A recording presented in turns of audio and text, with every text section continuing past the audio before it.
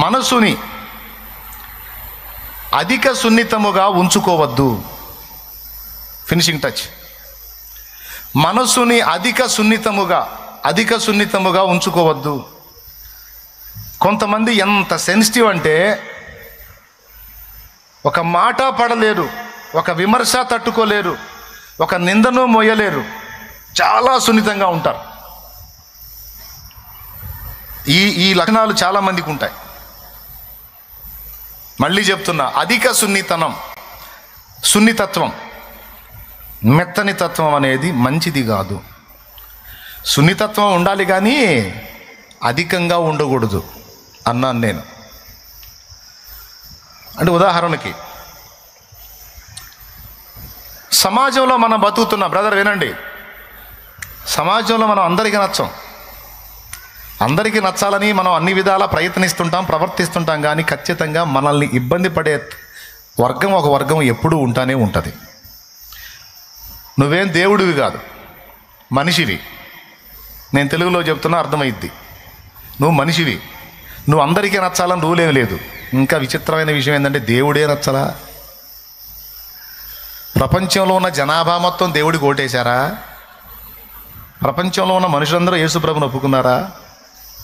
ఈనాడే కాదు, ఆనాడు కూడా ఒక వర్గం యేసుప్రభుకు వ్యతిరేకంగానే పోరాడింది. యేసుప్రభు సిలువకు అదే కారణమైంది. యేసుప్రభుని వ్యభిచారం వల్ల పుట్టినవాడంది. యేసుప్రభును నిందించి మాట్లాడింది. ఎప్పుడు? ఆయన ఉన్నప్పుడే ఒక వర్గం.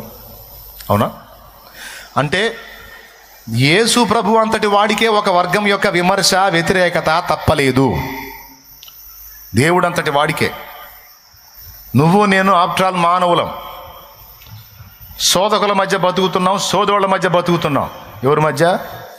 శోధకుల మధ్య, ఆఫ్ నాలెడ్జ్ గాళ్ళ మధ్య, అరబందుల మధ్య, ఆశోదోళ్ళ మధ్య,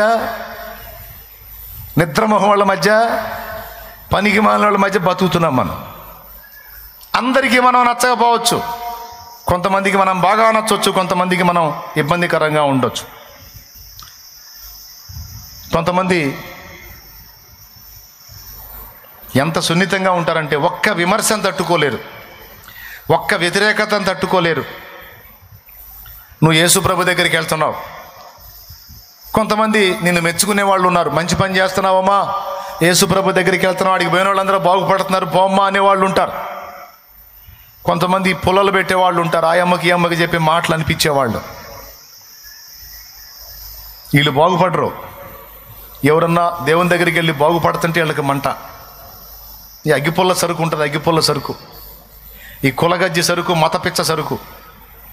ఈ కులగజ్జి సరుకు, మతపిచ్చ సరుకు పొడుస్తూ ఉంటుంది, గాయపరుస్తూ ఉంటుంది, విమర్శలు చేస్తూ ఉంటుంది. ఆ ఇంట్లో ఏం జరుగుతుంది, ఈ ఇంట్లో ఏం జరుగుతుంది, ఎవరు ఏం చేస్తున్నారు, వీళ్ళకి అరుగుల మీద కూర్చుని అదే పని.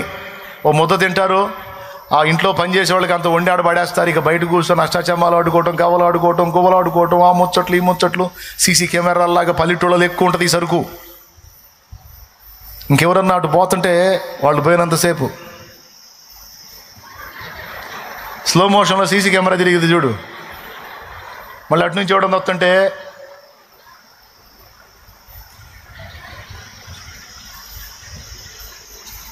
ఇదే తంతు.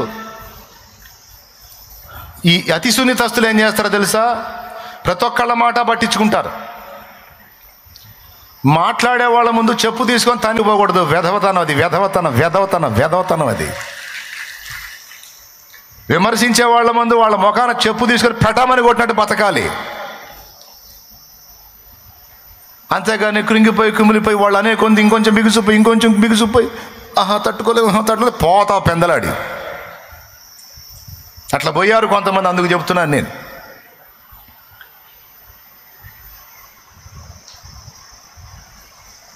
ఎంత సున్నితంగా అంటే ఒక మాట పడలేరు, తట్టుకోలేరు.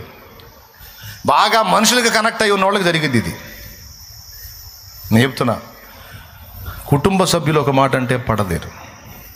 ఎందుకంటే బాగా కనెక్షను, ఫ్యామిలీ బాండింగ్. అదే ఒక మాట అంటే అటు నీకు ఖచ్చితంగా గ్యారెంటీ ఇస్తా. ఎంత కుటుంబ సభ్యులైనా, ఎంత గొప్ప ప్రేమ కలిగిన వాళ్ళైనా ఏదో ఒక సందర్భంలో నిన్ను గురించి అభ్యంతరపడే ఛాన్స్ ఉంది. అభ్యంతరపడే ఛాన్స్ ఉంది. నీ దగ్గర ఏ తప్పు లేకపోయినా నిన్ను నిందించే అవకాశం ఉంది. ఈ సున్నిత మనసు కలిగిన వాళ్ళు దాన్ని పట్టుకుంటారు. నన్నిట్టన్నారు, నన్నిట్టన్నారు, నన్నిట్టన్నారు, నన్నిట్టన్నారు, నన్నిట్టన్నారు, నేనెందుకు బతకాలని ఈరోజు ఆత్మహత్యలలో 90% కారణం ఇదే. ఆత్మహత్యల్లో 90% కారణం ఇదే. చెప్పేటప్పుడే నిద్రముఖం వేసుకొని వింటారు, చెప్పేటప్పుడే మైండ్ తలకాయ ఆడో పెట్టుకొని వింటారు. ఇది ఎక్కకపోతే నిజంగా చేస్తారు. అందుకే చెప్పే జాగ్రత్త మైండ్కి ఎక్కించుకోండి. మీరు కూడా ఎక్కించుకోండి. కళ్ళు తెరిసే ఉన్నారులే, కళ్ళు తెరిసే ఉంటే ఆ మైండ్ నిద్రపోతుంటుంది, తీసుకోరు. ఎందుకు అంతసేపు ఎఫెక్షన్ వాళ్ళ మీద?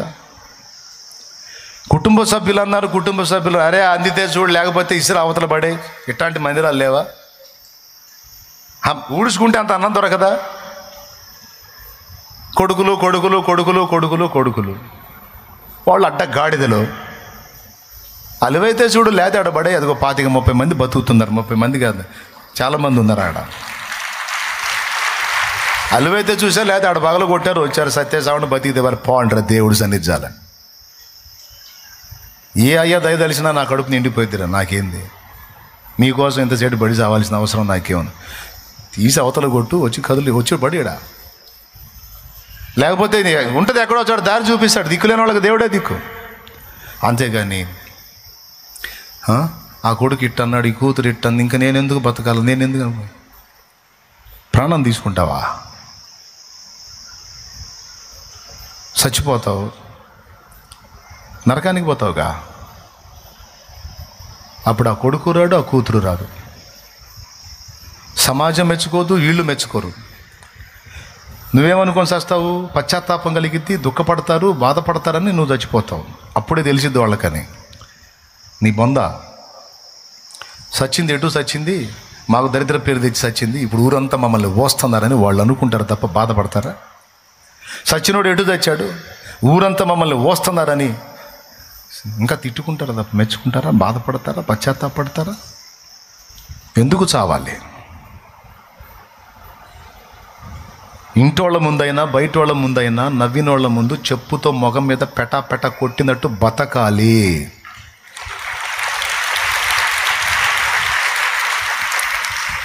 నోళ్ళు నరం లేని నాలుకలు అప్పుడే పొగుడుతాయి, అప్పుడే తిడతాయి, అప్పుడే తిడతాయి, అప్పుడే పొగుడుతాయి. ఎంతసేపు ఆ నాలుక మారటం. అప్పటిదాకా ఇడి తిరిగింది, ఒకటి ఇచ్చాడంటే దేవుడు ఇడి తిరిగిద్ది, ఇంకొకటి ఇచ్చాడంటే అసలు తిరగకుండా ఆగిపోయింది. ఇక అంత బేబేలే. ఏమైనా అర్థమవుతుంది నేను చెప్పేది? మాయనట్టు అన్నాడు, మాయనట్టు అన్నాడు, మాయనట్టు అన్నాడు, అట్టన్నాడు, నన్ను అన్నాడు, నన్ను అన్నాడు, నన్ను అన్నాడు. ఏందమ్మా అనేది నీ బొంద సోది మొహం దానా? తెగలాక్కుంటున్నావు. ఏందమ్మా ఆయన అనేది? నువ్వు పడేది ఎంతవరకు అమ్మా? ఆయన తోడు ఎంతవరకమ్మా? నువ్వు ఉన్నంతవరకు, ఆయన ఉన్నంతవరకు. ఎవరికైనా టికెట్ వచ్చిందనుకో, అందాది గణపతిక.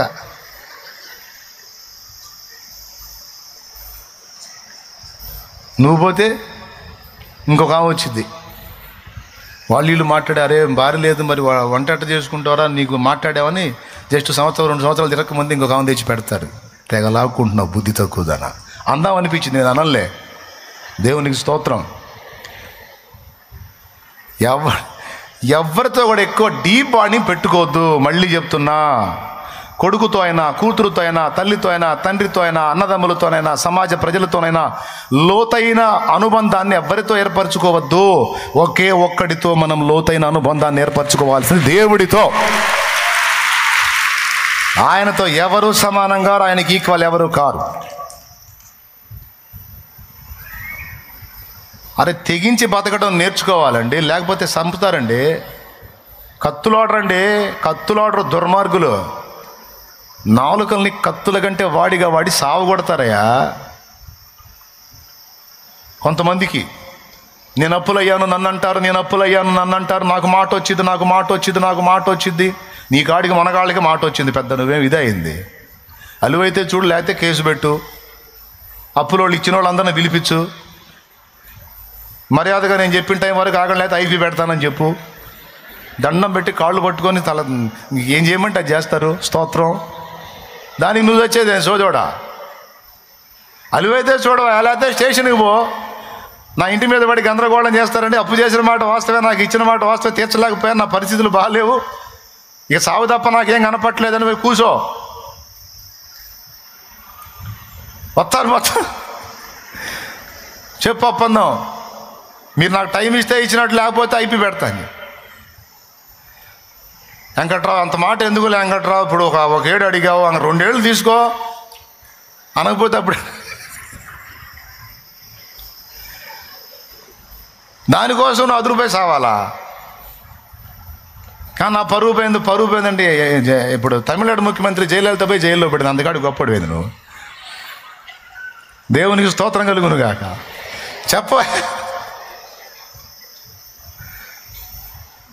పడలేదా జయలలిత, జైల్లో పడలేదా? ఇప్పుడు సమాధి అయింది.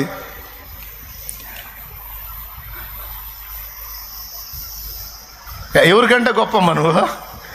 యేసయ్యే సృష్టికర్త విశ్వనాథుడే అన్ని అవమానాలు పొందితే ఆయనకంటే నువ్వేం ఎక్కువ, నువ్వేం మొనగాడివా? ఏ పాపం చేయకుండా ఆయన అన్ని పడ్డాడు, అడ్డమైన అప్పులు చేసి నువ్వు పడుతున్నావు. తప్పేముంది?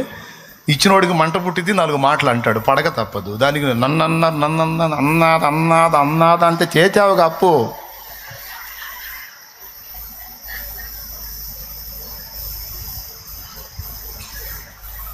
మరి అంత ఫీలింగ్ ఉన్నోడు చేయకూడదు. ఎదిరించి బ్రతకటం నేర్చుకోండి. ఆడపిల్లలకి మగపిల్లలకి అందరికీ చెప్తున్నా, ఎదిరించి బ్రతకడం నేర్చుకో. తాగుబోతు భర్త హింస పెడుతున్నాడా, చూడు, ఎలివైతే చూడు, లేకపోతే పో స్టేషన్కి పో.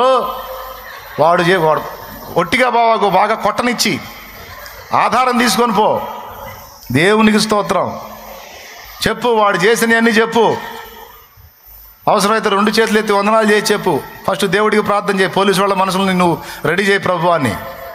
దేవుడు సిద్ధపరుస్తాడు. పో, చెప్పు, పిలిపిస్తారు, అబ్బాయి పెళ్లి కొడుకుని చేస్తారు. నువ్వు ఎంత చెబితే అంత రేంజ్లో వాళ్ళు అసలు తలుపులేసి మరి సప్పుడు రాకుండా వాడికి పెళ్లి కొడుకుని చేసి, మళ్ళీ నువ్వు గుర్తొస్తే వాడికి కలవరం పుట్టేటట్టు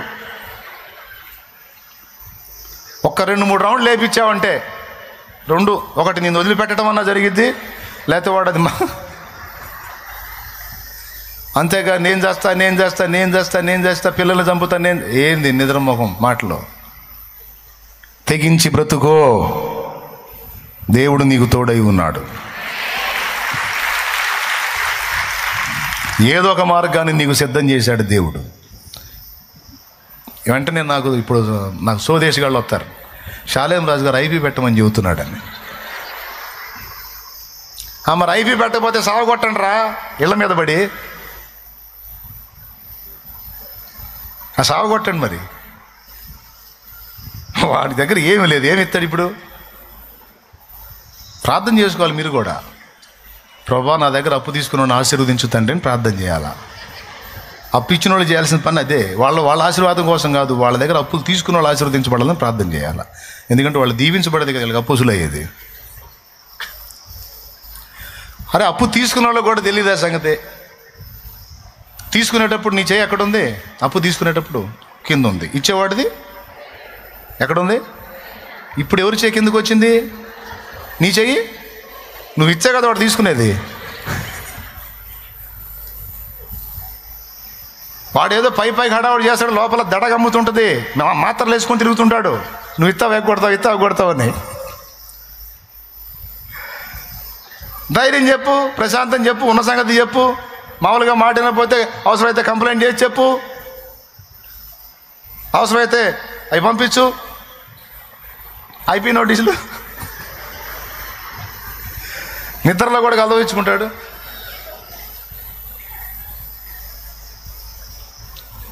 శతకోటి దరిద్రాలకు అనంతకోటి ఉపాయాలు ఉన్నాయని అన్యులు మాట్లాడతారు.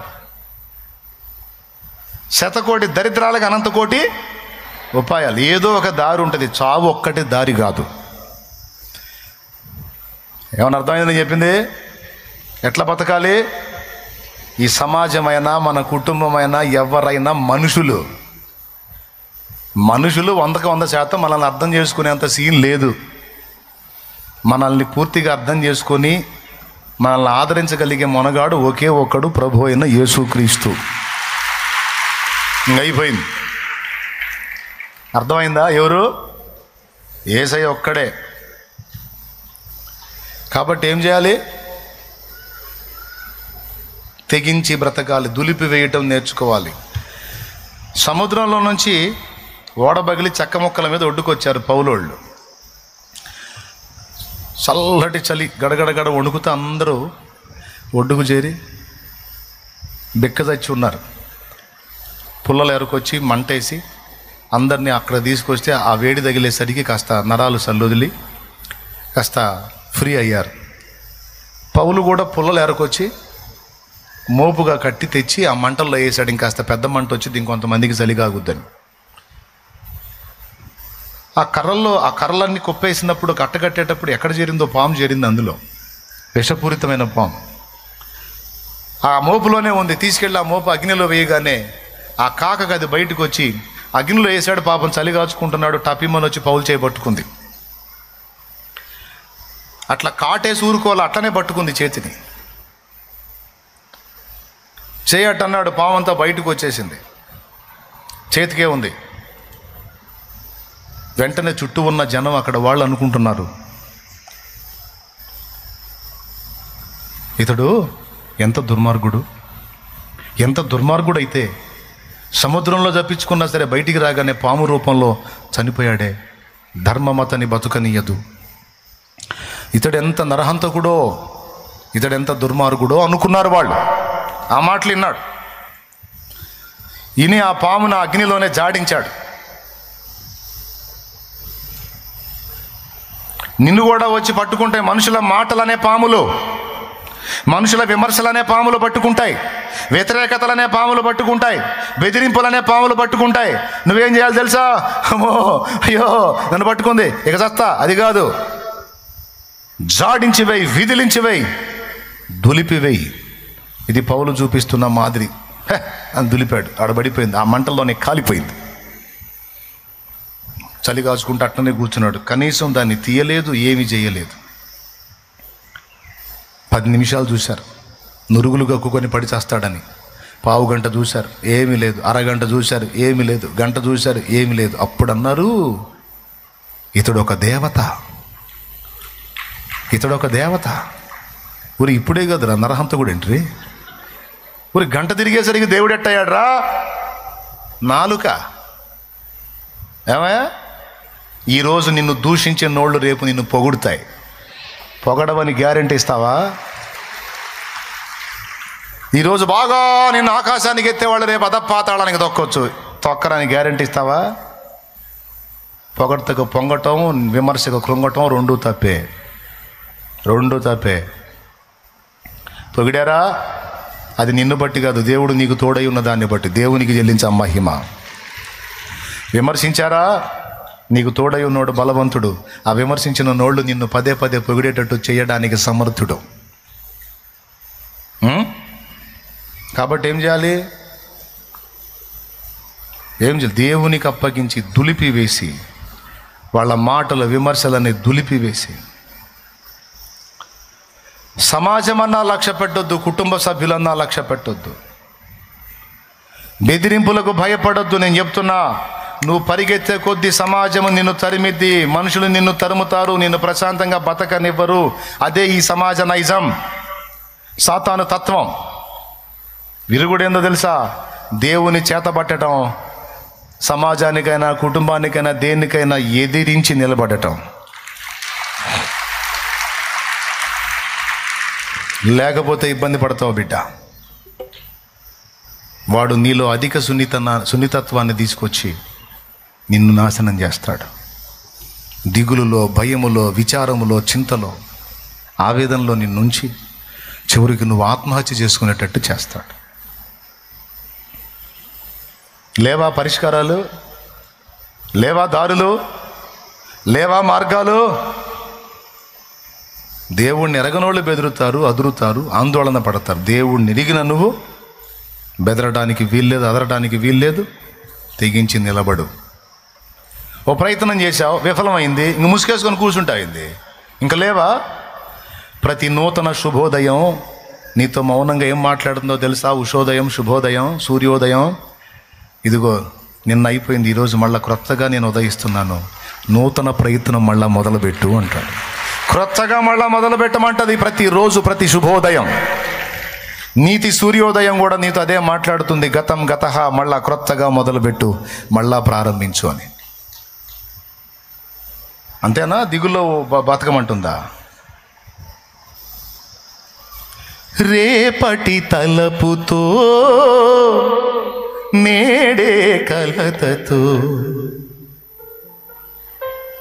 కృంగుట ఎందుకు కలవరముందకు. కొంతమంది నేను ఎంతసేపు చెప్పినా కూడా ఆ సున్నితత్వాన్ని పోగొట్టుకోపోతే నాదేం పోయింది చెప్పు?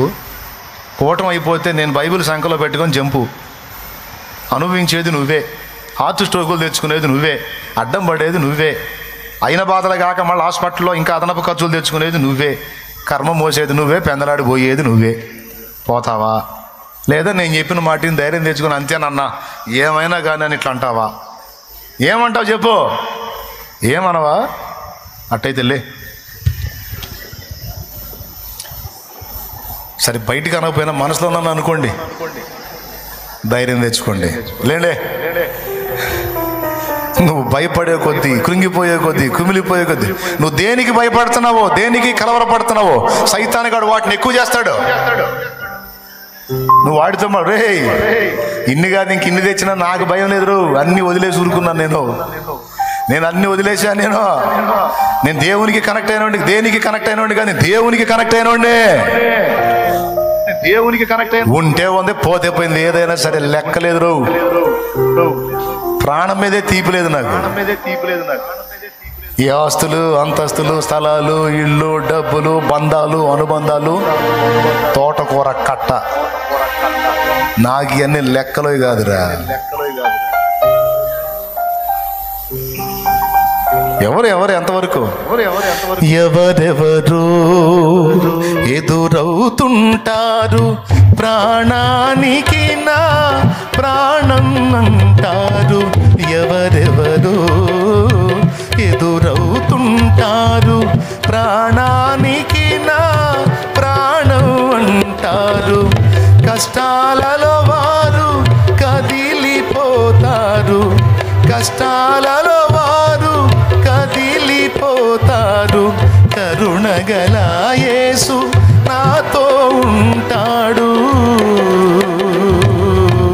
కరుణగల యేసు నాతో ఉంటాడు. ఎవరికి ఎవరు ఈ లోకంలో, చివరికి యేసే పరలోకంలో. ఎవరికి ఎవరు ప్రైజ్ ద లార్డ్. ఎంతమంది ధైర్యం తెచ్చుకున్నారు? చేతులు ఎత్తండి. టెన్షన్ తీసేసుకుంటారా? అందులోనే బతుకుతారా? విమర్శలను లెక్క చేస్తారా? ఏడిచారు. నిన్ను విమర్శించేది ప్రభువే, నీ సంగతులన్నీ ఎరిగిన వాడు ప్రభువే. కాబట్టి ఎవడి విమర్శ కృంగుతావు నువ్వు? సమాజంలో ఎవడు పడని బాధ నువ్వు పడట్లా. నీకంటే ఎక్కువ బాధలు పడేవాళ్ళు చాలామంది ఉన్నారు. ఆయన వాళ్ళకి లేని నిరీక్షణ నీకుంది. యేసై ఉన్నాడు నీకు. గొప్ప ఆదరణ ఉంది, గొప్ప ధైర్యం ఉంది. అప్పులు ఎగ్గొట్టమని చెప్పట్లా, ఉంటే ఇవ్వు, లేకపోతే నీ గొంతు మీద కత్తిలాగా వస్తే దారులు ఉన్నాయి. చెప్పానుగా, 100 కోటి దరిద్రాలు, అనంత కోటి, 100 కోటి అంటే 100 కోట్లు. అర్థమైందా? అది 100 కోట్ల దరిద్రాలకి అనంత కోటి అంటే లెక్కలేనన్ని ఉపాయాలు. అరే అన్యుడికి అంత నిరీక్షణ ఉంటే క్రీస్తునందున్న మనకి ఎంత బలం ఉండాలండి. లేవు, దారులు లేవు. నీకు కనపడకపోవచ్చు, యేసయ్య చూపిస్తాడు ఏదో దారి. అరే చూపించేదాకా ఆగాలిగా, ఓపిక పట్టాలిగా, మొరపెట్టుకోవాలిగా, ధైర్యం తెచ్చుకోవాలిగా. అనండిరా అనండి, నా దేవుడు కార్యం చేస్తాడని కూడా తిరగాలిగా. ఒక మాట అంటే నువ్వు తట్టుకోలేకపోతుంటే, మనసులో 3 రోజులు వండుకుంటుంటే, తిండి మానుకుంటుంటివి, రోగాలు పాలవుతుంది. ఏంది పద్దాకలా? వదిలేస్తారా? ధైర్యం తెచ్చుకుంటారా? తెచ్చుకోకపోతే అంతే ఉండండి. నాకే ధైర్యంగా ఉండాలి. ఎట్లా బతకాలి? చెప్పు తీసుకొని ముఖం మీద తన్నినట్టు. చెప్పండి అందరూ, ఎట్లా బతకాలి? చెప్పు తీసుకొని ముఖం మీద, ఏది అన్నోళ్ళ ముఖం మీద పెట్ట తన్నినట్టు బతకాలి. నువ్వు దిగులు పడి ఏడ్చే కొద్ది అంటా ఉంటారా నేను వాళ్ళు, వాళ్ళ ముందు తల ఎత్తుకొని ధైర్యంగా దేవుని బట్టి మాయం పరిస్థితి నిలబడా.